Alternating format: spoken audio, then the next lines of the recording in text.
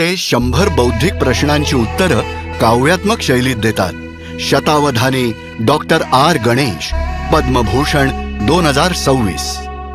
अवधान भारताची एक शास्त्रीय कला असून यामध्ये उत्स्फूर्त काव्य रचनांच्या माध्यमातून विविध प्रकारच्या काव्यात्मक आव्हानांचा सामना केला जातो।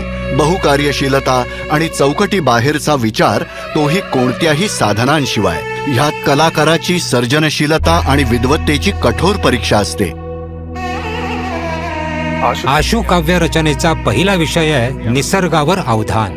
हा खूप सुंदर विषय आहे। मी द्रुत विलंबित छंदामध्ये काव्य रचणार आहे। जेव्हा भगवान विष्णू ध्यानस्थ असतात आणि त्यांची पत्नी सुंदर आणि सुशील लक्ष्मी प्रश्न विचारते, 8 रूपात अष्टलक्ष्मी म्हणून कविता विलक्षण कलेच्या माध्यमातून आकारास येते। 1962 साली कोलारमधील एका मध्यमवर्गीय कुटुंबात जन्मलेल्या लहानग्या गणेशनं भारतीय ग्रंथांचा अभ्यास सुरू केला आणि आई वडिलांच्या प्रोत्साहनानं नाटकांमध्ये भाग घेतला। यामुळे लहान वयातच त्याच्यात जिज्ञासा आणि कल्पनाशक्ती वाढली आणि पुढे ते प्रसिद्ध झाले। वयाच्या 19व्या वर्षी त्यांच्या आयुष्याला एक कलाटणी मिळाली। त्यांनी चामराजपेटमध्ये एका तेलुगू विद्वानाला संस्कृत अवधान सादर करताना पाहिलं। ते थक्क झाले, हेच कन्नडमध्ये का करू शकत नाही? आणि त्या क्षणी त्यांनी मनातल्या मनात काव्य रचना करायला सुरुवात केली। कार्यक्रम संपल्यावर विद्वानांनी त्यांच्या कविता ऐकल्या आणि ते थक्क झाले आणि अशा प्रकारे त्यांनी आपलं पहिलं अवधान सादर केलं। एका विस्मृतीत गेलेल्या कलाप्रकाराला पुनरुज्जीवित करण्याच्या दिशेनं हे त्यांचं पहिलं पाऊल होतं।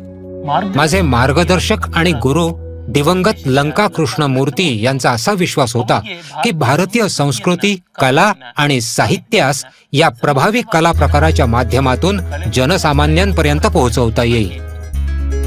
त्यांनी एकट्यानं एखाद्या सैन्याप्रमाणे कर्नाटकभर दौरा करून लोकांना अवधान शिकवलं, आयोजन आणि कार्यक्रम केले। राज्याचे एकमेव शतावधानी म्हणून नावलौकिक मिळवलेल्या त्यांना अवधानावरील कार्यासाठी डीलिट पदवी प्रदान करण्यात आली। डॉक्टर आर गणेश यांनी कला सादर करण्याच्या क्षेत्रातही उल्लेखनीय योगदान दिलं आहे। त्यांना 18 भाषांचं ज्ञान असून त्यांनी 70हून अधिक पुस्तकं लिहिली आहेत। डॉक्टर आर गणेश यांना एक शाश्वत रचनाकार म्हणून सदैव ओळखलं जाईल। भारतीय संस्कृती आणि वारशातील त्यांचं योगदान येणाऱ्या पिढ्यांसाठी कायम स्मरणात राहील। या देशाला 7000 वर्षांहून अधिक काळाचा अत्यंत समृद्ध सांस्कृतिक वारसा लाभलाय। देशाचं साहित्य, कला आणि विलक्षण जीवनशैलीच्या माध्यमातून मला त्याची प्रचंड खोली समजली आहे।